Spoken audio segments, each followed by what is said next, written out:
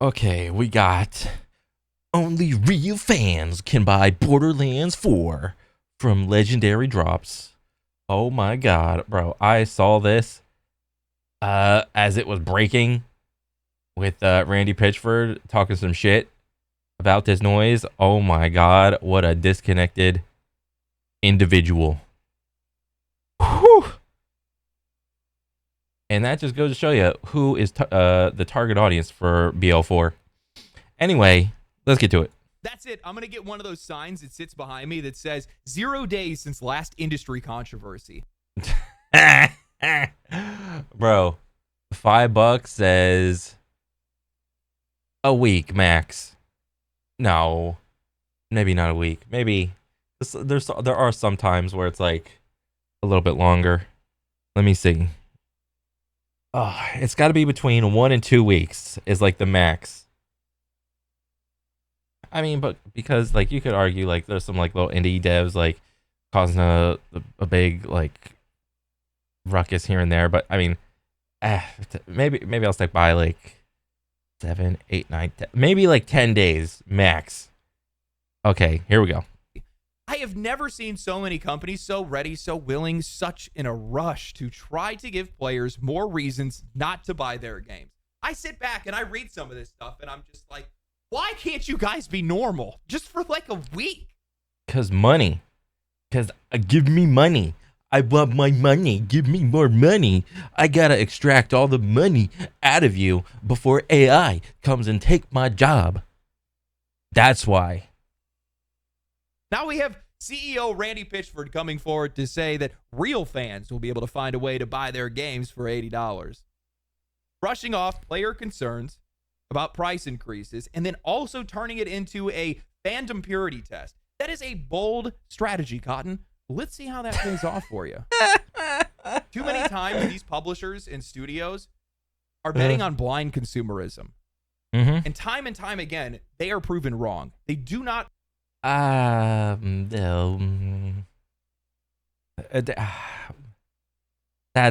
not time and time again they're proven wrong. It's I mean, come on. It's more like 50-50.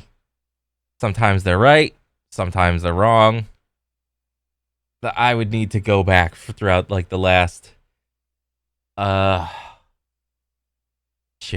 20 years and look at every like a major game that's come out and see what's been happening. Like, no, the consumer base is pretty. Video gamers, the general audience, they're still like silver status, gold status. Like in a bell curve, you know how like most people are like gold. That's what they are. They're just average. That's just the norm. Realize how far their actions and their words travel. Every cash out and every crash out, it's costing them, and it's costing them dearly. So today what I want to do is I want to give a lesson on brand economics. As a fan, Randy, we're going to talk about how your brand influences your financial performance and ultimately your future. Because Borderlands 4 is not the kind of game that I would just assume everybody's going to buy.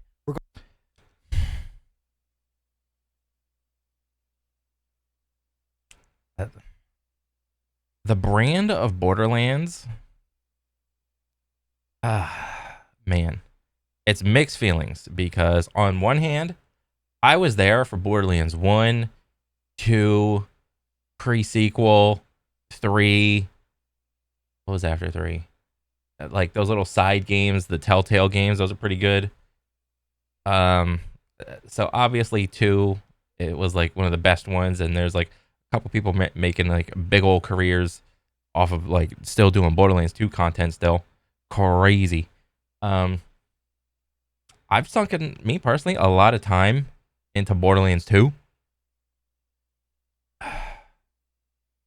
3? Not so much. Pre-sequel? Not so much. Will everybody buy Borderlands? It's kind of mixed. I think what's gonna happen is it's going to be a situation like Doom the Dark Ages, or what was that other one? The Dragon Age, the whatever one. Whatever the recent Dragon Age one was. Or it's going to be a situation like Assassin's Creed Shadows, where there's almost like a built-in audience type of vibe attached to the intellectual property that is Borderlands. I mean, because for a lot of people, when they first started playing Borderlands, that was their first introduction to looting and shooting, and a little bit of jokiness, a little bit of sarcastiness, and a little bit of Mad Max-ness. And you stick all that shit in a blender, you send it, and that was essentially Borderlands. Now, obviously, with like the last couple installments, it's been a little more dorky, zany, topical, less serious, kind of marvelization of the main story. Like the older Borderlands stories used to be like pretty serious. But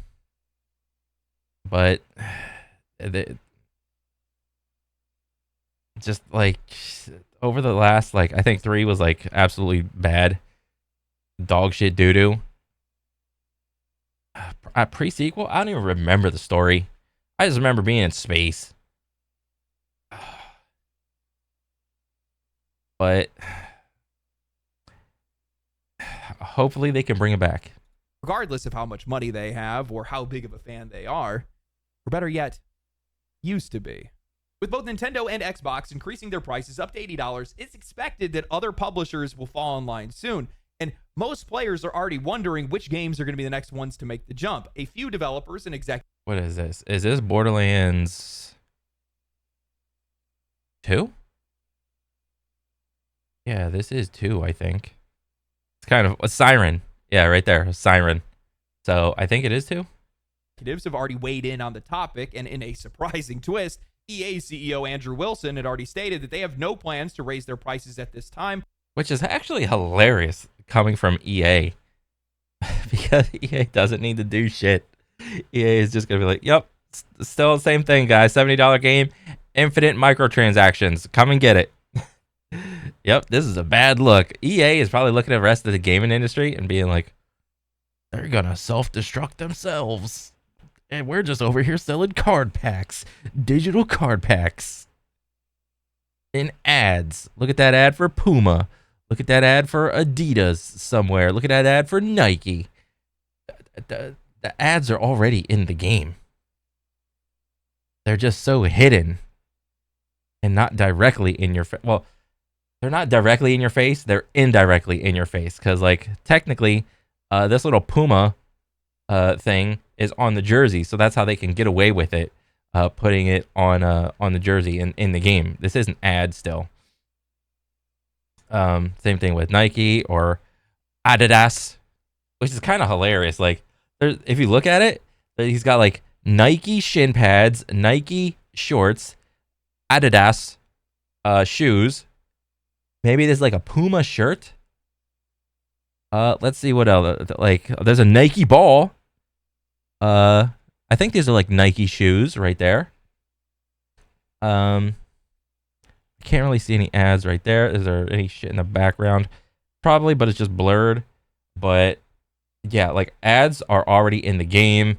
Microtransactions, digital card packs, all that shit. This is like EA has maximized the ads and the microtransactions in the video game. Like to like try to shoehorn any more ads in or microtransactions in, it would just be like you're playing commercial, the video game. And for EA to try to ask for any more money for their base game is, they know that that would be like shooting themselves in the head. Regardless of what the competition does. That statement alone tells you how volatile this topic has become. Players are becoming more price sensitive by the day, not just because of inflation, but because the price of games already went up less than 5 years ago, from $60 to $70 and now to $80. Has it only been 5 years since the 60 to 70 price change? That's crazy. Oh my God. I am like in time dilation. I mean, but there's two variables though. There's the price hike, the 5-year gap. Well, the 5-year gap from the 60 to 70 change, but then also inflation. That's two major variables.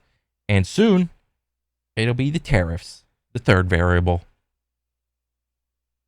Like, just reality is just getting shoved in people's face. And it's like, I don't know. I think it's suffocating, dude.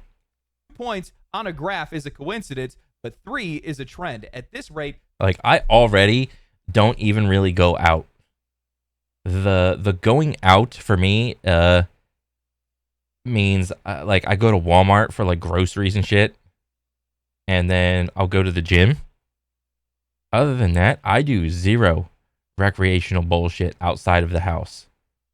My recreation shit is inside the house. Like my friend is always like constantly trying to come get me. Oh, come do some classes at Brazilian Jiu Jitsu and blah blah blah. You know, for some free ones. It's an open mat or whatever. It's like, bro, I'm on a time crunch. I got shit to do. people aren't worried about this price hike. They're more worried about the next one. That's why when a fan replied to Randy Pitchford on Twitter with a friendly warning, it resonated. He said, Randy, this game better not be $80. Don't take that risk. A lot of gamers aren't going to pay $80 and feed this notion of constant price increases. You're the CEO. You have some say when it comes to your publisher. It wasn't hostile. Oh, yeah, because I could easily, and anybody could do this. You could open up ChatGPT. Oh, look, let me see if I can do it right now. Let me see, real quick. Open up ChatGPT. And this will be the free one. 3.5, whatever, unless like, because I don't fucking subscribe to this shit. Not yet, maybe. Anyway, let me see. Give me, or actually, persuade me with 3 major compelling reasons why video games should not go up to $80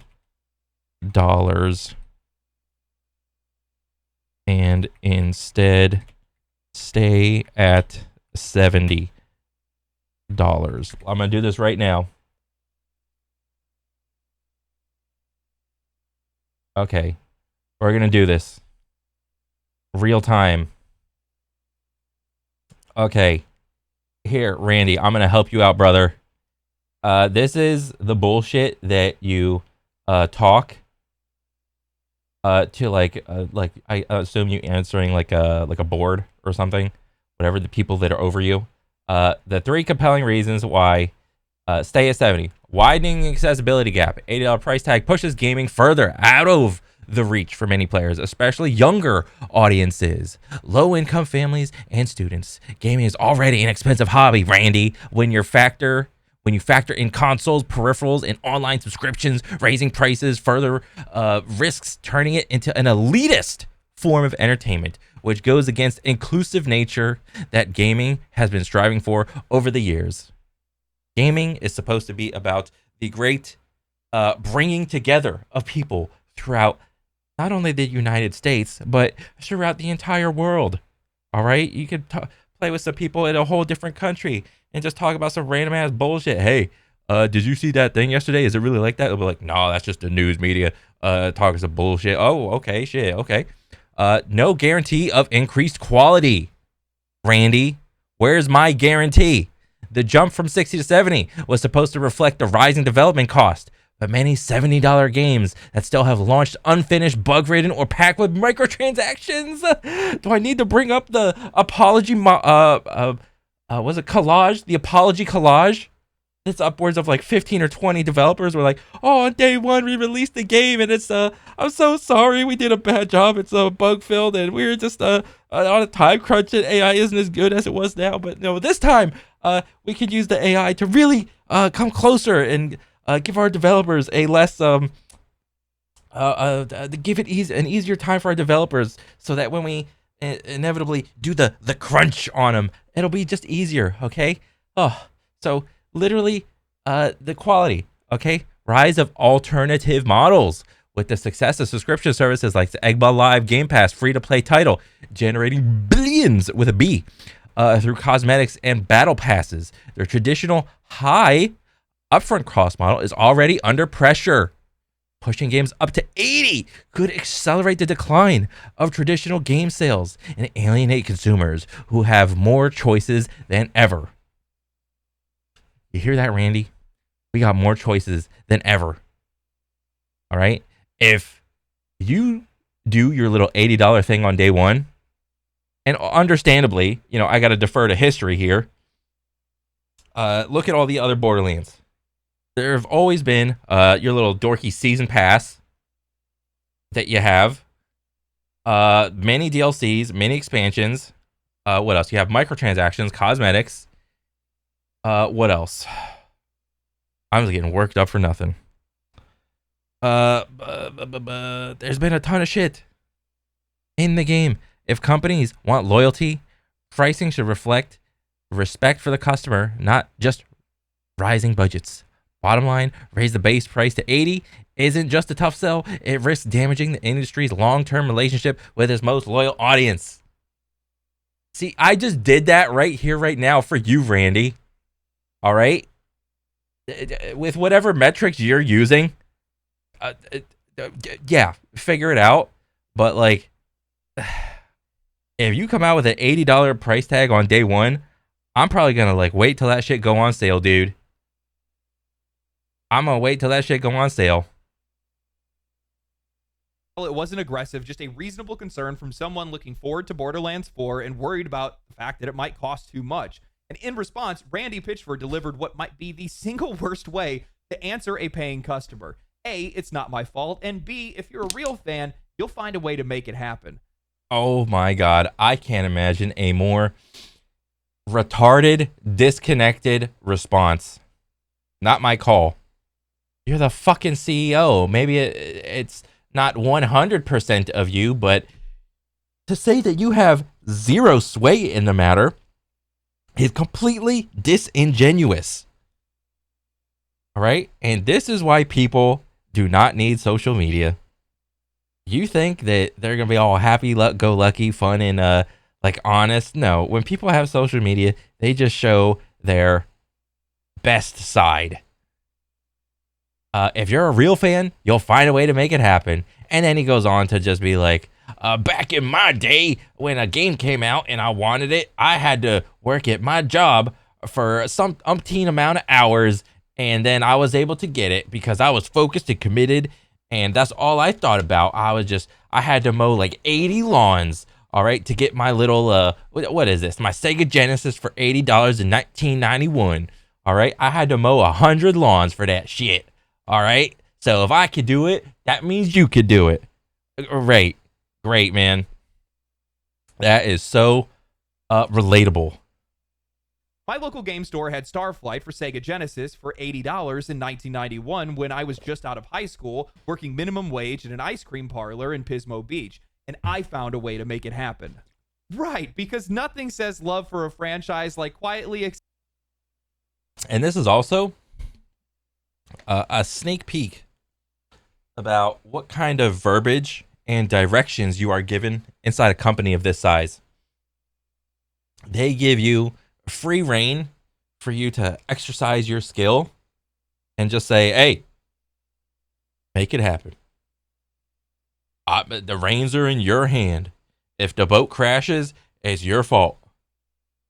That's just a little sneak peek into the business side and how probably how he directs everybody.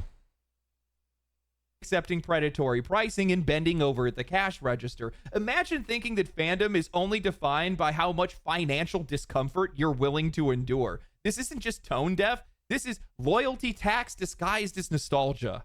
So let's break this down. I'm loyal to Borderlands. 100%.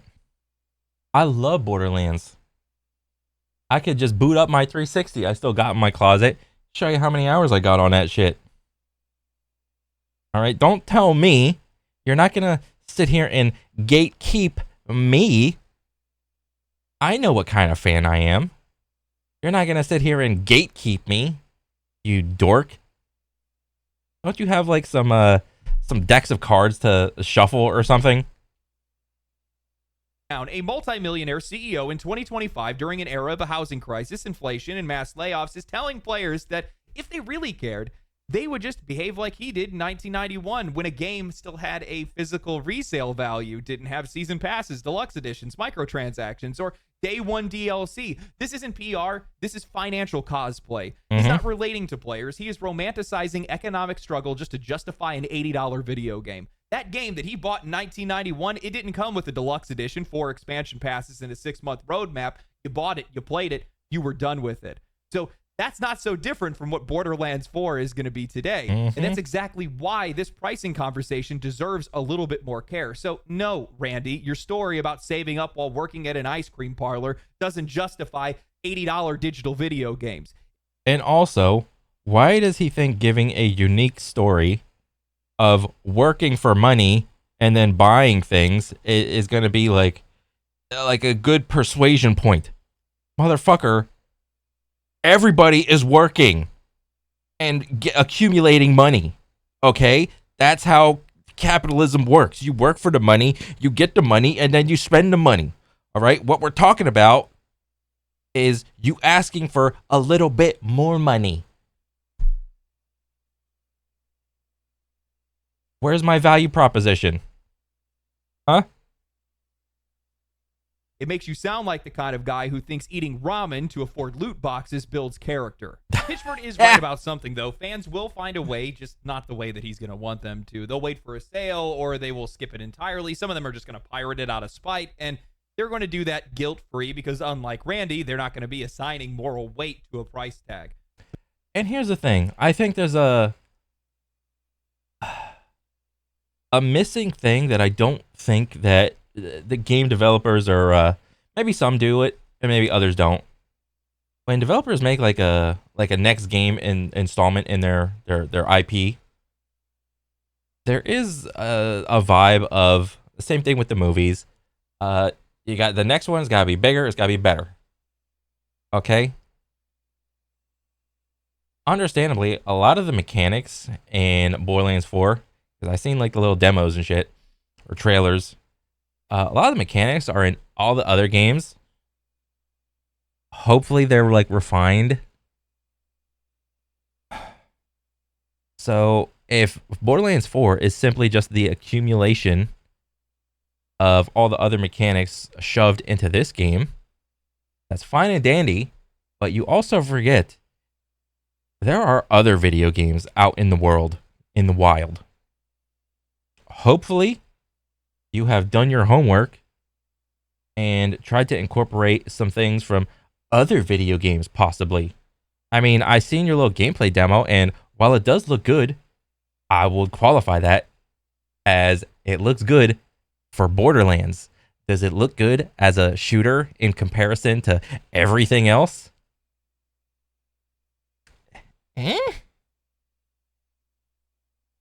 The developer would like to think that they're not trying to verse the entire world of like video games. But you have to understand that you are versing the entire world. You're not only versing your past self in your past video games that you made, you have to verse everybody else. All the other video games out there. You may not want to, but you have to. Because us as consumers, we have to think, are we going to buy this game or are we going to buy that game? Okay? The best part of this is that other studios picked up on this sentiment. Devolver Digital fired off a surgical strike on Twitter saying that you're going to be able to buy Mycopunk for you and 3 of your friends for the price of 1 copy of Borderlands 4. Wow. Oh my god. What a shot, dude. What an absolute like rib shot, like in the just the side, like it's like, oh yeah, hit me with only like 10 pounds of a punch, but I coughed up blood on that one. Myco Punk, by the way, is this slick-looking FPS PvE horde shooter that has a demo that's out right now. That game, by the way, you can probably play that with friends for like 100 hours completely free. Oh, not shit. wanting to take the L, retweeted Devolver Digital's post with this bizarre response. Myco Punk is cheaper than 1 point of meth, probably has... Then a point of meth probably has fewer side effects too. Wait, micropump is cheaper than meth, has fewer side effects. Was this intended to be like an insult? You're comparing a video game to meth.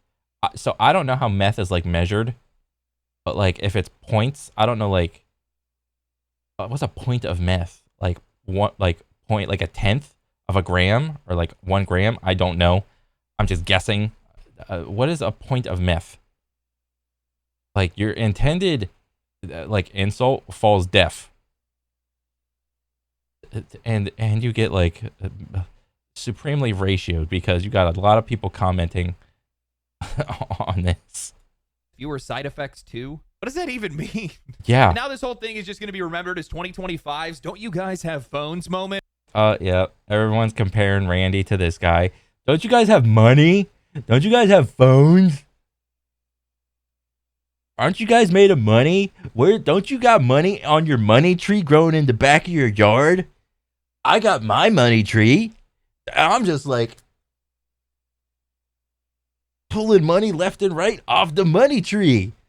You guys don't have money trees? Or maybe EA's "It's not gambling, it's surprise mechanics." It's surprise mechanics. And also, let's not forget that dopey dumbass that suggested something for Battlefield where he's like, yeah, we're going to charge you for bullets. Let's not forget that guy. That guy, massive idiot. 100%. Oh, that's just good business. Yeah. Stop. Go away. You're not allowed in the conversation, buddy. You want to charge players for bullets? Don't forget that guy. Another one of those tone-deaf executives that are trying to make a point only to remind players they stop trusting these people in the first place. Funny enough, before this happened. And you can sense this, like the older you get, because like the general population of gamers is getting older. It just so happens like maybe they don't play like all the new hottest games, but they simply play less games for longer hours, or they simply go back and play older games. The general population of gamers is getting older, and so then when you tie a hobby to forms of marketing speak and body communication, it's very easy for like someone in their 30s and 40s to tell when someone's like actually bullshitting. So whenever you talk about like a different hobby, it's kind of hard to tell if someone is like trying to educate you or something like that. But when it's my favorite hobby and you want to try to talk to me about pride and accomplishment or surprise mechanics or paying for bullets, that shit, like, I don't need any fucking binoculars for that shit. I don't need my glasses on. I could see that shit in like 0 out of 20 vision. I could be blind and see that shit coming from a mile away. Pitchford actually addressed the pricing concerns at a recent Borderlands event. He had said that he didn't know if Borderlands 4 was going to follow Nintendo or Xbox's pricing, reiterated that it wasn't his call, and then added on that this game's budget is more than double that of Borderlands 3. But why? Rising development costs? Get that shit out of here. Don't care. No, we're not talking about rising developmental costs. I can show you 5 zillion games that have talked about rising developmental costs, and no, this is no. You don't get to use rising developmental costs for your dopey little justification to raise video game prices. No, not allowed. Also, I will preface this. Well, not preface this, but like follow up. Um, this could all be the most hilarious ruse that this dude has ever pulled and talking about, because I don't know if he actually came out with it, and because like I don't know how like consumer law works. Um, if he is just talking about the $80 price tag, that's fine and dandy. But what if he decides to do a 180 and just leaves it at 70 on day one? All of this bullshit we're talking about will be the most top tier level marketing that this dude could ever do. But there's no way he could have the foresight to foresee that in the future. 100% absolutely not. Because you know what kind of concept that is? And Blizzard does this all the time with World of Warcraft. So like early WoW, they'll like add stuff and add stuff and add stuff. It's like, oh, it's like an arm. You got a whole arm. You got a couple expansions. It's your whole arm. Then the next expansion comes off. Ah, great shrinking. We got to cut your arm off. Okay, all I have is a bicep, tricep, and like a nub. All right, that's all I have. That's what I'm playing with. Next expansion. Oh, you guys are going to get not only your forearm back, you're going to get a thumb back. And then the entirety of the WoW community is like, oh, yeah, good ad. This is WoW's making a big old comeback. Yeah. That's what happens. All right, next expansion. Well, we're going to give you 2 of your fingers back. Same thing. Everyone's going to be like, yeah, good stuff. Good bring back. All right, WoW's back, baby. The next expansion. We're going to give you all your 2 fingers back. Now you have a whole arm, your forearm, your little opposable thumb, and your 4 fingers again. Meanwhile, all the people that have played like WoW many years ago, it's like, we had an arm like 10 years ago. Guys, why are you like giving them applause for giving you your arm back when they were the ones that cut it off in the first place? All right? That's the same line. The same concept as what he is doing right here. But he finished by saying that he believes in this game, that it's great, and that it will deliver at any price point. And honestly, it might, but that's not the issue anymore. The sad part is, this didn't have to be a controversy. If Pitchford just said what he had said at the event, or better yet, said nothing at all, yeah, the conversation would have moved on. Maybe people would have grumbled about the potential price hike. Maybe they would wait for a sale, but that would have been the end of it. Instead, he gave players another reason not to buy his game, one that has nothing to do with the price tag and everything to do with the person behind it. And that's the real problem. It's not just about the $80 price tag. It's about the arrogance, the entitlement, and the complete lack of understanding about how players actually think. Pitchford turned what could have been a calm, consumer-level concern into a loyalty test. He didn't just defend the price. He turned it into a challenge, a line in the sand. And bro, why are you using the little relic thing where you got to crouch and you get a shield? I never used that thing. That thing was ass. This behavior isn't rare anymore. It's become a pattern across the entire industry. We've seen this time and time again, developers and executives who either don't understand the weight that their words can carry, or worse, they think that they're untouchable because of their titles. They treat their personal social media accounts like it's a diary, forgetting that everything they say reflects back on the studio, their coworkers, and the game that they are trying to sell. And when those comments backfire, the damage doesn't just hit them alone, it hits everybody around them.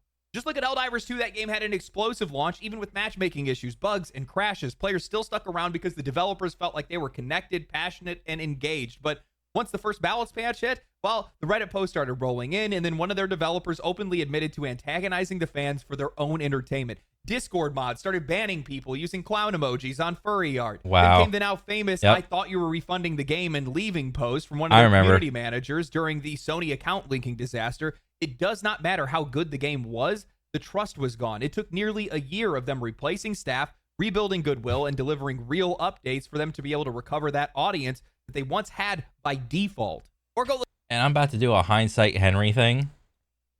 Let me see this.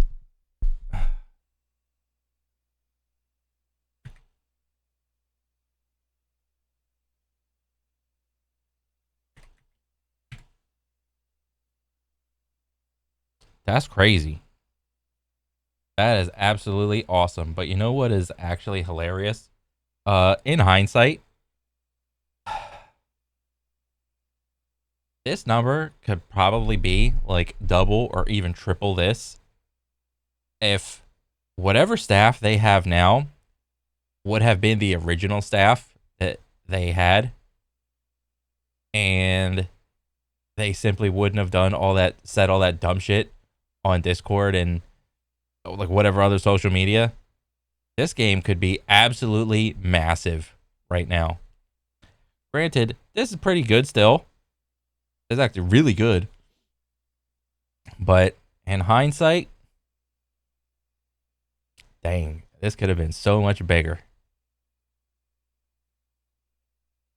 Look at Starfield. That game's reception was already shaky, but whatever sympathy Bethesda had left had evaporated by the time that their narrative lead, Emil Pagliarulo, logged on to scold players on Twitter saying that they don't understand how hard it is to make games.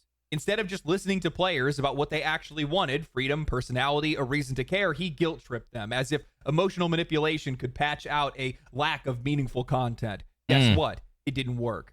Avowed, Concord, Starfield, Helldivers 2, the list goes on. Different games, different studios, same exact problem. Developers treating players like obstacles, personal politics, and petty grudges overriding professionalism, and every single time the exact same result. Disappointment, backlash, silence, and loss of players. Dang, he's talking about professionalism and the lack thereof in developing video games. That's kind of crazy to think about. And I mean, like, I got my job, but like, I try to stay like as professional as humanly possible anytime I have to interact with the public. Like, I am not saying diddly squat about my personal beliefs or opinions or whatever in at my job. Are you kidding me? That's what makes this all so frustrating. It's not about just one quote or one tweet or one tone-deaf reply. It's about a pattern.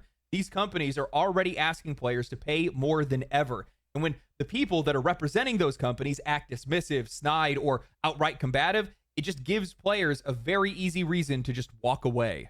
It gives educated players a reason to walk away, but understandably, the number of educated players / consumers versus the number of uneducated players and consumers, you know, obviously there's going to be a massive skew towards the uneducated, the uninitiated people. All right. But if I could go back 10, 15 years ago, it probably would have been even greater of like educated versus uneducated. But as time goes on, if this is like educated, like it's like the gap is like, it's doing that. More and more people are getting educated, more and more people are realizing the patterns, and what you could get away with in the beginning, you cannot get away with now as time goes on. Also, the average player doesn't care about who's managing the Discord or balancing the damage numbers, but they do care, and they do notice when somebody from that team acts like the audience is beneath them. When you push players away, don't be surprised when they don't come back. Games are already expensive. Don't make players pay for your ego too. I genuinely think that these companies underestimate how many people use social media, which makes a lot of sense seeing how much they spend on their marketing budgets, but it doesn't take a whole lot to come across a stray quote or a headline. You don't have to be watching videos like this. If you are remotely interested in Borderlands, there's a good chance that you're going to be scrolling Twitter or Reddit or YouTube or whatever. Yeah, you're going to see this from your favorite influencer. 100%. What did Randy Pitchford say? He said real fans are going to pay $80, but I'm over here, average Joe guy, and I sunk like 1,000 or 2,000 hours across all the games. I think that's pretty much a real fan. But $80, I mean, I got like 2 wives, 3 kids, 5 jobs, and I'm just scraping by, dude. What about what? I am a real fan. You gonna talk down to me? Shit. See, if I play your little $80 for the next game, I'm gonna go play something else. I'm gonna go play that That last Descendant game, that's a looter shooter for me. I like the physics on that one. Whatever it might be, and you're going to see something, and all of a sudden, somebody that had passing interest in something is going to pass entirely. It's as easy as that. Once negative sentiment starts, it is impossible to put out. It spreads fast. Hardcore fans, people making YouTube videos for. And I mean, it's because social media is not about uh it's not about like it's not as easy to talk in terms of like social media because it's like there's like a couple layers of disconnect. And if someone says something, it's like, okay, well then that there's gonna be an article, another article, a video, another video, some shorts, some clips, and it's like time stamped, and it's like a ripple. If you touch like a little tick, a little drip of water, and it's like, and depending on how much you're paying attention, you could get the ripple like when it's really close, or you could get the ripple when it's like really far.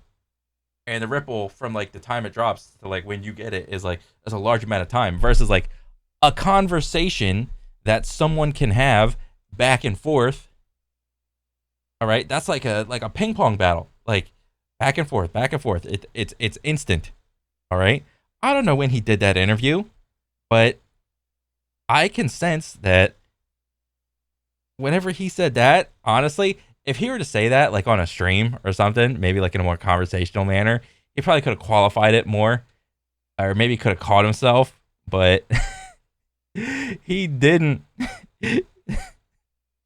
For Borderlands content, people that stream it and things like that, they might be able to brush it off, but the wider audience, no. The people that have been burned before, the people that are sitting on the fence, the people are wondering whether or not they're even going to be able to afford it. When something like this hits their feed, it just reinforces all of their most negative and worst assumptions possible. These developers are out of touch. The pricing is unjustified. And now here I am sitting here and seeing the CEO say that if I want to play their game, I need to dig deep to be able to be taken seriously. Also, understandably, content creator, bro. The rules don't apply. It's not the same. Blah blah blah. Yada yada. I'm talking from like a regular Joe Schmo making 40, 50, 60K a year. Maybe you're by yourself. Maybe you got like significant other. Maybe you got like girlfriend, boyfriend, whatever. You spend a lot of money on them. So you got bills and shit. You got phone, car, insurance. You got to pay for food. You got to pay for some other bullshit. Subscriptions. And now another game wants to rear its ugly $80 head. It's like, oh. If you think about it in terms of like months of subscriptions, what's like an average subscription for like, pick your thing, for like $20 a month for something?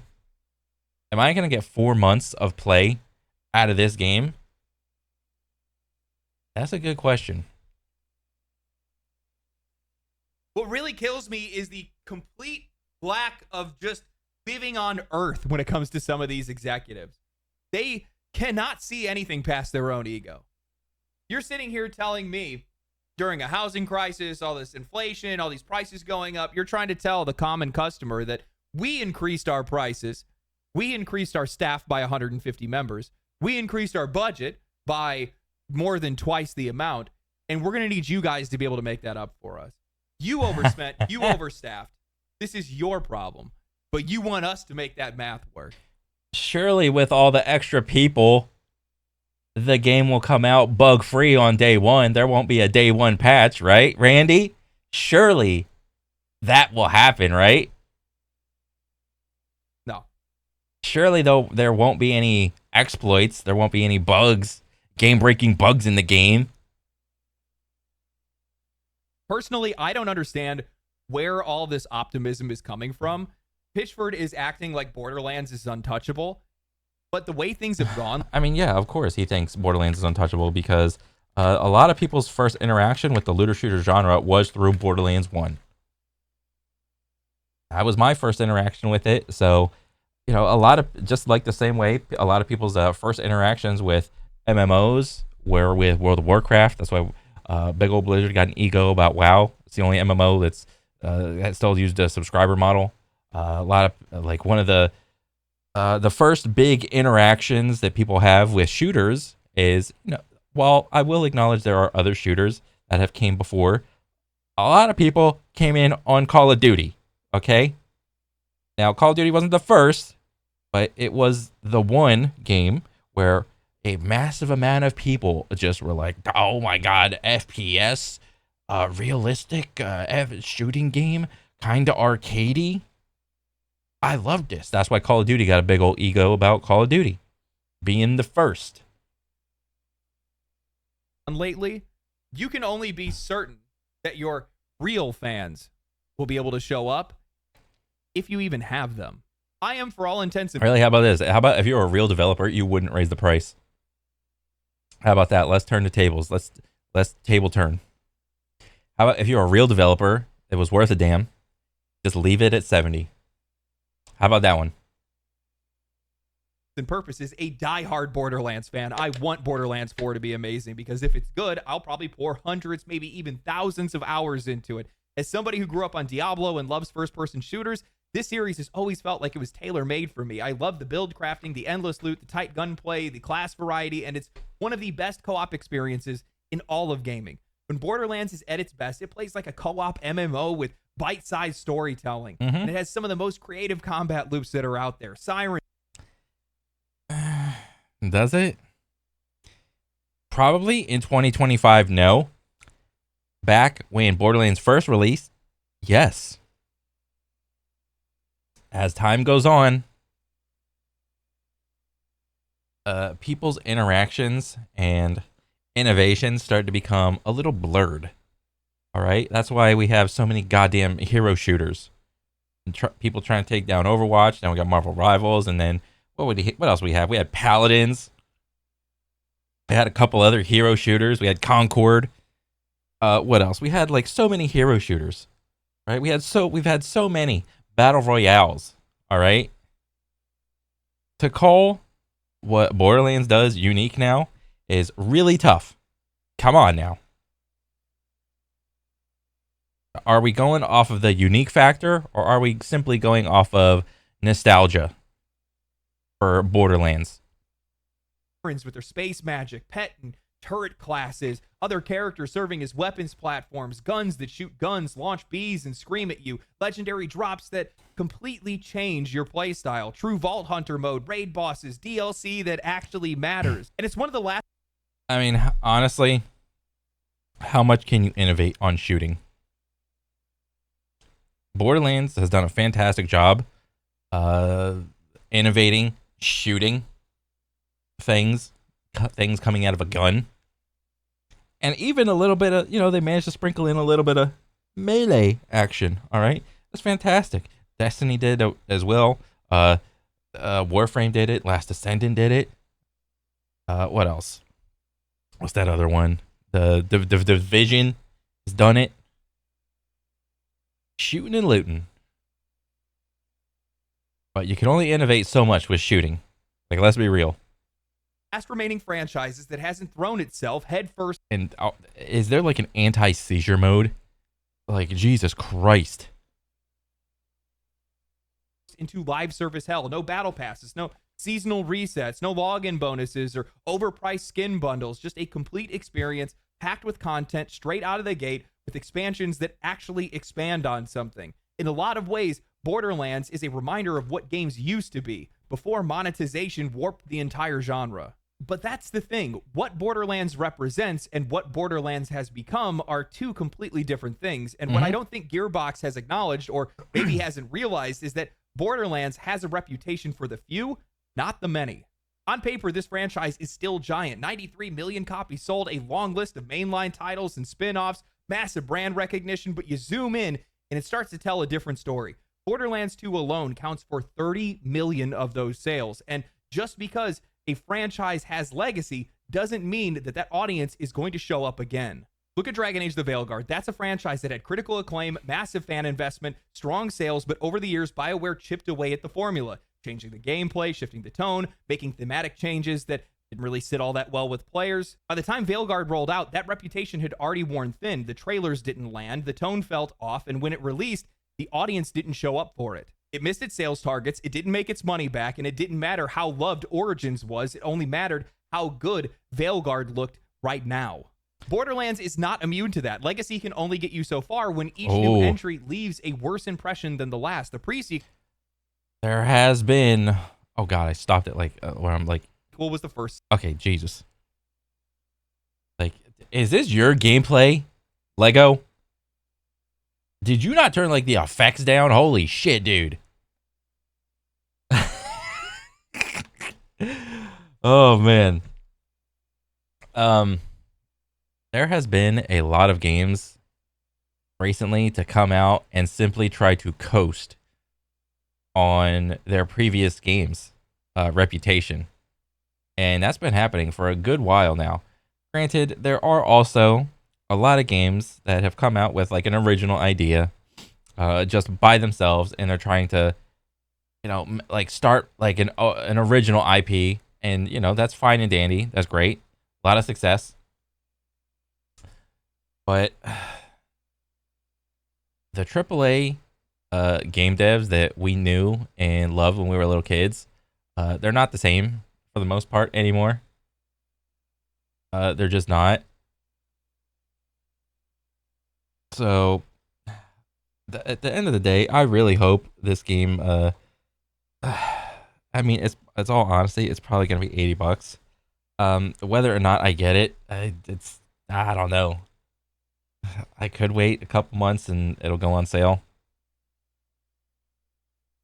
But because who makes this? Epic? Or no, Gearbox. Gearbox doing this? I mean, this is like it's either gonna be another instance of wow, 3 million players, or it's gonna be a monumental thing like Monster Hunter Wilds selling like 10 million copies in a month, whatever. I really hope it's the 10 million copies in a month rather than the 3 million players over like 2 weeks. Sign of this, it reused assets, leaned heavily on recycled systems, and told a side story that nobody asked for. It is still the worst selling game in the series. Then came Borderlands 3, a mechanical leap forward that modernized the gameplay, selling 22 million copies, but it dropped the ball entirely when it came to writing and tone. I have a love-hate relationship with Borderlands 3. I love playing it, but I hate the fact that I'm playing that game specifically. The game... Yeah. I would say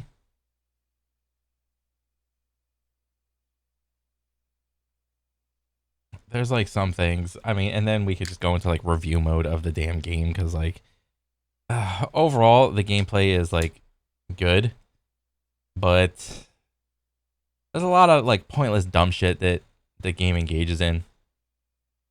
There just is, like, for instance, like getting on your little mount or vehicle just to go across the damn map just because you need to extend game time. It's the same logic of was it Dragon's Dogma 2, not implementing mounts and making the player run from point A to point B completely across the map for no good reason. It's insane. Gameplay loop is incredible, but every time a character opens their mouth, I want to mute the game. They followed up one of gaming's most iconic villains, Handsome Jack, with 2 live streaming space influencers narrating your every move. Oh yeah, they that's leaned horrible. Hard into this influencers thing, and even harder into the worst kind of millennial irony. Surface level references, smug quips, and jokes less funny than watching The View. And probably... Yes, but Borderlands' reliance on that has always been apparent. Like there was a little bit of that in 1, and then they leaned a little bit more into it on 2, and then it was kind of similar in pre-sequel, but then 3 came out and they're just like the most god awful. It was just bad, dude. I don't want to remember that game. Fuck. I remember watching a video of like some dudes breaking the game down for like an hour, and I was like, Jesus Christ. Just the skill of story writing. There is literally no skill in story writing when it came to that game. on screen right there. I could probably chat GPT a better script for this game than whatever the person that wrote that shit.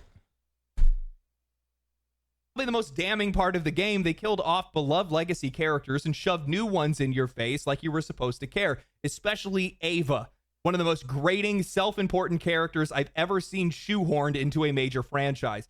The whole thing had this weird, forced female empowerment thing that was going on, but it was all corporate branding on top of these characters. It just didn't land. It didn't work. It was bad. And the damage didn't end there. The backlash from Borderlands 3 carried directly into Tiny Tina's Wonderland, a game. Oh yeah, I forgot about this one. This one. I don't know if this was good or bad. Game that should have been a slam dunk, expanding on the franchise's most beloved DLCs and turning it into a full game should have meant something, but the reception was room temperature, safe, forgettable. By the time it launched in 2022, a lot of the longtime fans had already tapped out. The writing hadn't matured, the humor hadn't evolved, and critically, the end game was just non-existent. DLC never fixed that issue, and for a series known for replayability, Wonderlands gave players very little reason to come back. So post the peak of Borderlands 2, you've already... God dang it. And I think I have that game in my Steam library too, because I was like eventually going to play it, but like, God damn it.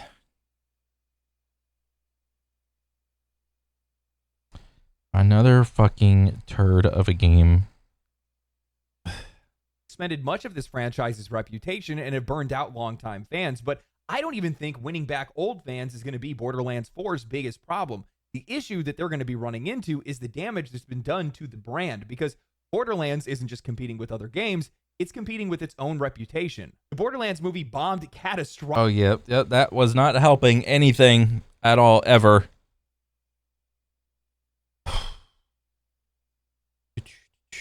Yeah, I saw the reviews on this and I was like, yep, don't need to watch that. That's dog shit. Okay, I saved myself 2 hours. Graphically, pulling in just $18 million on a $110 million budget. Miscast, tone deaf, utterly disconnected from what made this series special. And for a lot of people, that's their first exposure that they've had to this franchise in years. Not the games, the flop. Then there's Take-Two's recent update to their end-user license agreement, a move so anti-consumer that it's... Oh, wait, what is this? In the latest review bomb brigade, review bomb, the entire Borderlands franchise is being hit with negative reviews over changes to its EULA. However, it appears that the EULA end-user license agreement, despite being updated in February, isn't much different from the EULA that existed back then. Well, if it isn't much different, what changed? Mr. Article Writer, Johnny Flores Jr. If it's not so different, why'd they change it? What changed? They changed it for a reason, okay, buddy? More so, EULA in question is a general Take-Two agreement. This doesn't, I don't care if it's general or not. No. And not everything will impact gamers. Well then, why change it? So then if it didn't if it didn't impact gamers before and it doesn't impact gamers after, why change it? Like, your logic isn't logicking. Sparked a review bombing campaign across all of their franchises. Modding, bannable. VPN use, bannable. Exploits in a single-player game, bannable. Class action lawsuits, waived. Data harvesting, front and center. Meanwhile... Oh, you gonna harvest my data? Well, then I'm gonna cheat the fuck out of your game. I'm gonna break it, I'm gonna mod it, I'm gonna do everything about it. How about that? You ain't touching me, buddy. While their competition hasn't just caught up, it's already passed them. Deep Rock Galactic, Remnant 2, Helldivers 2, Risk of Rain 2, Monster Hunter Wilds, Rust, Lethal Company. The co-op space is stacked right now. Some of these games are cheaper, some of them are free, and most of them feel fresher and more ambitious than what Borderlands has been offering lately. All of this leading up to the real question, who is this game even for anymore? Because the people that grew up with Borderlands 2, they've grown up. They're in... Yeah. You seem to want to make a fourth iteration on Borderlands 1. So let's look back at what you did in Borderlands 1 and even Borderlands 2, your most successful installment. What made it successful? Because what I guarantee what you did is you had to go do some little interviews with the big creators of Borderlands 2, and you talk to them, and you're like, oh, well, what makes 2 so great and different from 1, different from 3, pre-sequel, and Tiny Tina DLC? All right, because you can't see it, so you have to go and ask the people still creating content for it what made it great. In their late 20s, 30s, or 40s now. They have kids, careers, limited time, and they're not lining up to drop $80 on a franchise they used to love just because it says it's back.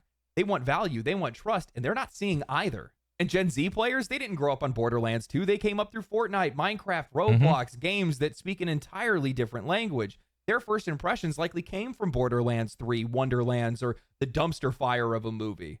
None of that reflects Borderlands at its peak, and none of it really sells the fantasy. And that's what makes this all so risky, because legacy players aren't impressed and new audiences never cared in the first place. Then who's going to be left to rally around this game? 6 years have passed since Borderlands 3.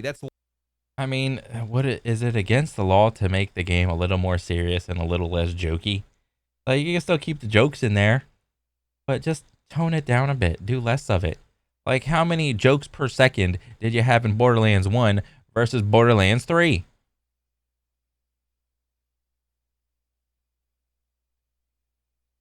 long enough for a generation of players to move on and forget or form new habits. And the longer that you're gone without momentum, or in the case of Borderlands, killing your own momentum, the harder it is to claw back relevance. You need every advantage that you can get. You need a pitch that resonates beyond your core audience.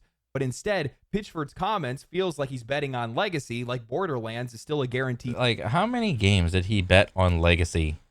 And how many times did he bet and fail or lose on legacy? And who made the legacy? All right, it wasn't. Who made it? Like, who popularized it? You know, I mean, you got a good chunk of people in 1, made a banger of a game on 2. 2 pop it off, and then here comes what you guys do, pre-sequel. That was like, nah. I'm gonna go back and play 2. That was better. Go back and play 2 again. Go 3 comes out. Wow. It's supposed to be good. Everyone was like, and then it was like, oh, that's what happened for 3. And then Tiny Tina came out, and everyone was like, and then after it was like, oh, I'm gonna go back and play 2. 2 was good. That's what happened. You keep on betting on legacy, and you constantly are losing. So you're gonna bet on legacy again. Hopefully you don't fuck it up. Because if you fuck this one up, I mean, shit. I'm just going to go back and play 2 again. Seller, and it's not. And even if longtime fans do return, telling them to find a way to pay $80 is a hell of a tone to strike. It does not build trust. It builds resentment. It makes the franchise sound like it's still stuck in 2012, riding on the high of Handsome Jack and nostalgia, but that world is gone. This is a different industry, a different audience, a different world, and Borderlands doesn't get to act like it's the only game in town anymore. So yeah, while Pitchford might think that real fans are going to find a way, the reality is some of them won't, some of them didn't, some of them are going to see the price, they're going to remember the quote, the jokes, the movie, and they're just going to walk away, because even the most loyal players eventually stop showing up when the brand they loved stopped speaking to them. As a Borderlands fan, I mean, you had probably 2 bangers in Borderlands 1 and 2, and then everything else is shit. So automatically, you have more bad than good. Granted, a lot of copies of 2 sold. All right? But like, per like unique story release, like, you got more bad than good, brother. And this hurts to say, but everything past Borderlands 2 has not aged well. Not at all. In fact, the writing, the characters, the themes that they use, the jokes that they use, it's cringe. And cringe is not going to move copies. And that's one of the reasons why the narrative lead for Borderlands 4 came forward and said, hey, this game's going to be much more darker. It's going to be much more grounded. It's going to be a little bit more serious. And I hope that's the direction that they go in. Because people... I mean, you don't have to go, like, I would honestly like darker, more grounded. That's one of the reasons the Dungeons and Dragons DLC was so good. is because it was a little more serious. It was like a notch or two on the more serious side. Yes, they still had the jokes and whatnot, the in-community jokes, but just you don't need to go that much more serious. Just like take two, bring it back a little bit. You go if two was like in the middle in terms of seriousness, like just god damn it, just go back to like somewhere in between one and two. Like you still have your like a little cringe jokes. Like somewhere in between one and two, man. Come on. Don't just take three and go back like a halfway because that's not gonna move copies. Like, please, God, no. People's opinions are based off of their first impressions, and this series has not done a good job with first impressions for quite a few years. And it ain't doing a good job right now with your little comment, Randy. If you're a wheel fan, you'll pay the $80 cut. That's what I had to do. I want this game to be good. God, do I want this game to be good. But yeah, Gearbox does not have a leg to stand on when talking about betting on fan loyalty, because you've burned that for the last decade. And I'm going to tell you right now, Mandy. Let me see. Let me pop this up on the other side. Oh, well, whatever. Is there anything that'll out me? I don't think so. So this is the Steam library, Randy. You're versing this. All of this. Alright, I can go back and play any one of these at any time, brother. And there's, oh, I got a queue for Marvel Rivals. Woohoo! Alright. It's not you versus the other games. Ooh, there's a PoE 2 update. It's not you versus your game versus your other games. It's you versus the consumer's library. Alright? I can play a zillion games that I have. I bought almost all of these games on sale. I just haven't played them yet. All right, convince me why I should get your game on day one and start playing it instantly, versus me just going back and picking up another game and oh shit, actually Titanfall 2. I could go back and play this game like a third or a fourth time for Christ's sake. Okay, convince me. I don't care what you do. Chat GPT it, DeepSeek it, Grok it. Figure out a better way. Okay? It's you versus my backlog of games on why I should get the game on day one, brother. That's what it is. I'll go play Goose Game. I'll go play some Uno or Ultra Kill, Turbo Overkill. Come on, man. Make me want to play the game. $80? That's not making me want to play the game on day one, man. Real fans are going to find a way. I don't think that they understand how far their words carry. Hitchford obviously has a lot of confidence in this game, and I think that's really important to have. You want to be confident about the game that you're making. You need to lead with that. Why wouldn't you just say, I don't control the price, but whatever that price is, I can promise you that we will deliver on it. That's all you would need to say. In most cases, most people would just move on. You know, Borderlands does have value. It has something that we just don't really see a whole lot anymore, which is it is a self-contained price in most cases. I don't think the game's going to have any microtransactions. It might have...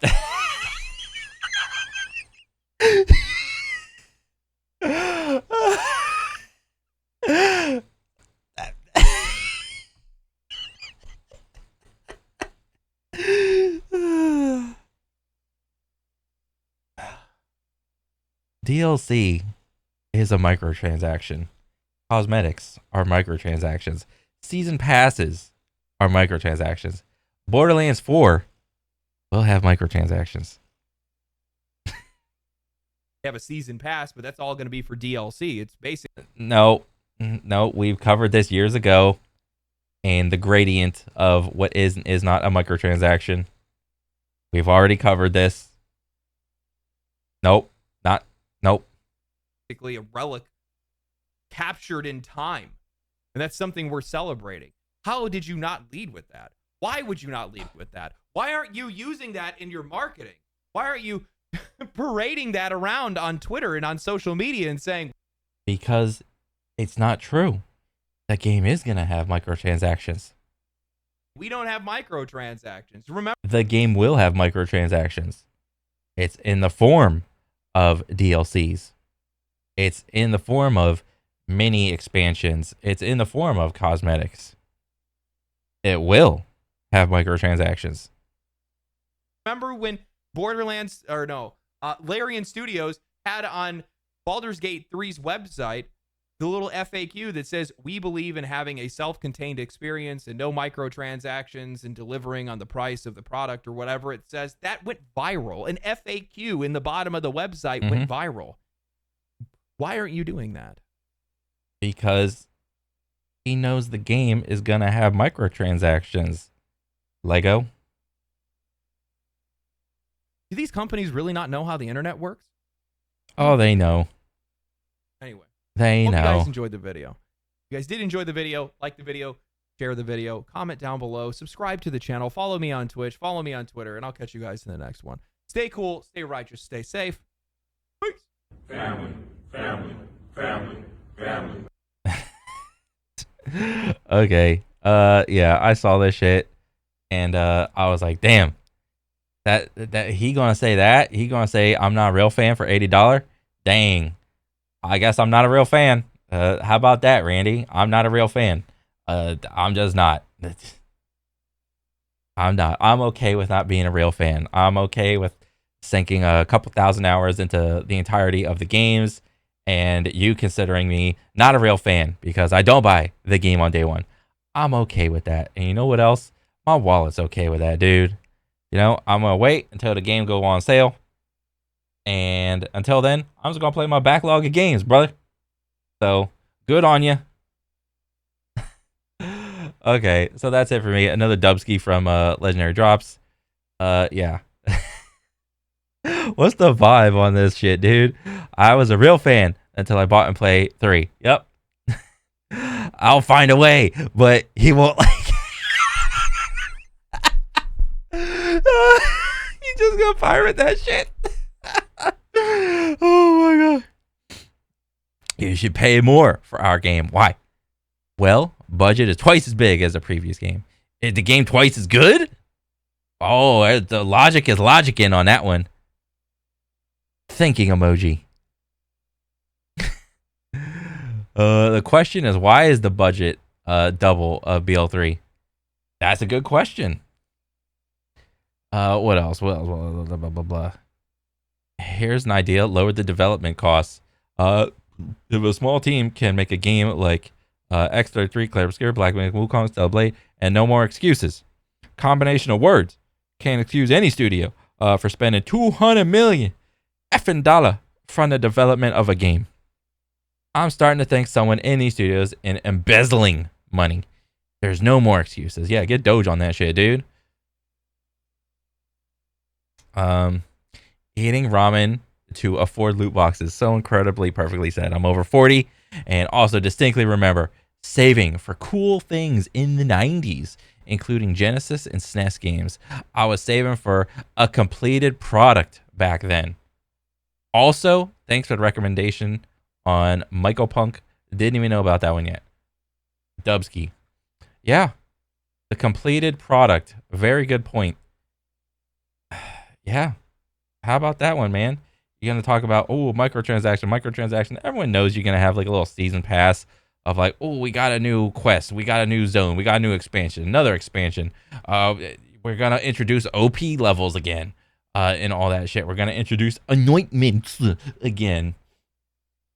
Raid bosses and shit, okay? We all know it's coming. Come on now. Let's not kid ourselves. Okay, that's enough scrolling. Overall, big dub. Yeah. I guess I'm not a real fan. But maybe you guys are. Other than that, that's it for me. I'll catch you guys on the next one. All right, later.